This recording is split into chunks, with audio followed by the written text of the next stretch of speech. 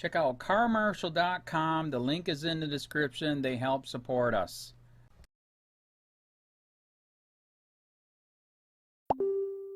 Ex-Obama campaign director drops bombshell claim on Facebook, "They were on our side." Jason Howard on March 19, 2018 12 p.m. A former Obama campaign official is claiming that Facebook knowingly allowed them to mine massive amounts of Facebook data, more than they would have allowed someone else to do, because they were supportive of the campaign. In a Sunday tweet thread, Carol Davidson, former Director of Integration and Media Analytics for Obama for America, said the 2012 campaign led Facebook to suck out the whole social graph and target potential voters. They would then use that data to do things like append their email lists. When Facebook found out what they were doing, they were surprised, she said. But she also claimed they didn't stop them once they found out. They came to office in the days following election recruiting and were very candid that they allowed us to do things they wouldn't have allowed someone else to do because they were on our side, Davidson tweeted. A former Obama campaign official is claiming that Facebook knowingly allowed them to mine massive amounts of Facebook data, more than they would have allowed someone else to do because they were supportive of the campaign. In a Sunday tweet thread, Carol Davidson, former Director of Integration and Media Analytics for Obama for America, said the 2012 campaign led Facebook to suck out the whole social graph and target potential voters. They would then use that data to do things like append their email lists. March 18. Carol Davidson. Heavy checkmark. At CLD 276. An article written in 2012 about a project code named Targus, http://swamplan.time.com/2012/friend-how-the-Obama-campaign-with-young-voters. Carol Davidson. Heavy checkmark. At CLD 276. An example of how we used that data to append to our email lists. pic.twitter.com/vhhsukvxdy. 10:53 p.m., March 18, 2018. View image on Twitter. 283. 331 people are talking about this. Twitter adds info and privacy. More, ex-Obama campaign director, "It's unfair Facebook let us ingest entire social network of us. When Facebook found out what they were doing, they were surprised," she said. But she also claimed they didn't stop them once they found out. March 18. Carol Davidson. Heavy checkmark. At CLD 276. Replying to at CLD 276. An example of how we used that data to append to our email lists. pic.twitter.com/vhhsukvxdy. Carol Davidson. Heavy checkmark. At CLD 276. Facebook was surprised we were able to suck out the whole social graph, but they didn't stop us once they realized that was what we were doing. 11:02 p.m., March 18, 2018. 556. 631 people are talking about this. Twitter adds info and privacy.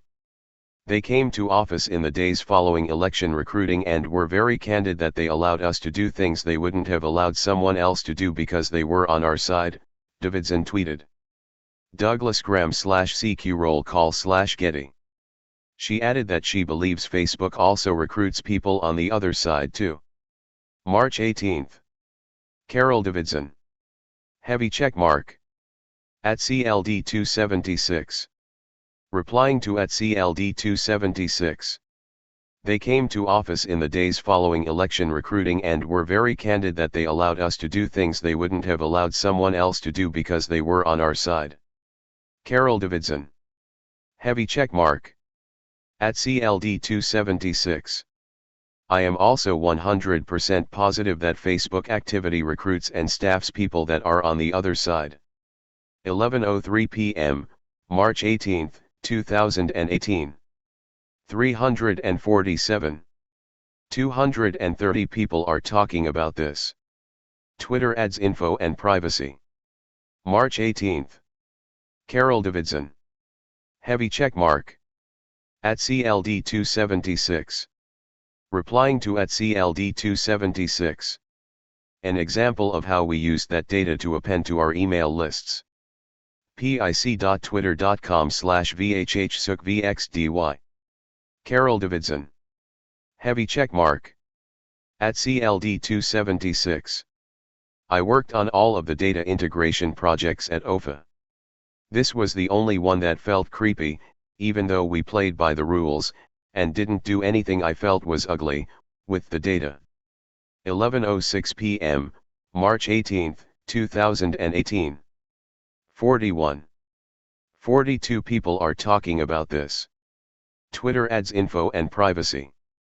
Davidson began the tweet thread with a link to a Time article outlining the Obama campaign's Facebook targeting campaign, which she said was codenamed Project Targus.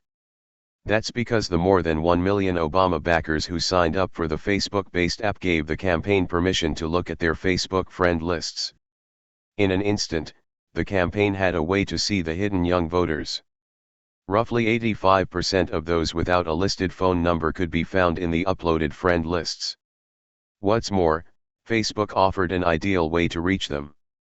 People don't trust campaigns. They don't even trust media organizations, says Goff.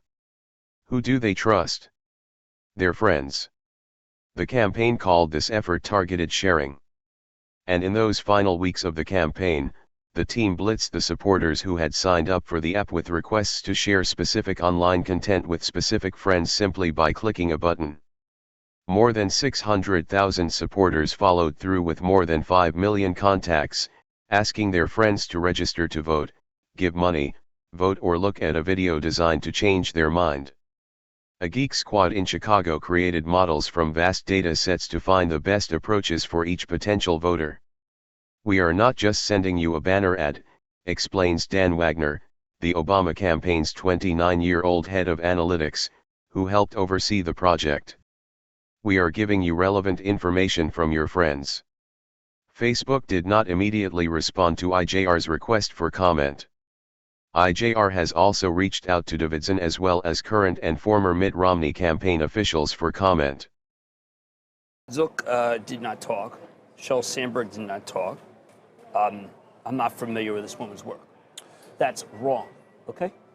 Pretty simple. He's going to have to talk. Mark Zuckerberg is going to have to talk in front of UK Parliament. Damien Collins, the chair of the Digital Culture and Media Committee, is requesting him. So he's going to have to talk. Should he have come out ahead of that? Should he have already addressed this issue? Where the hell is he? And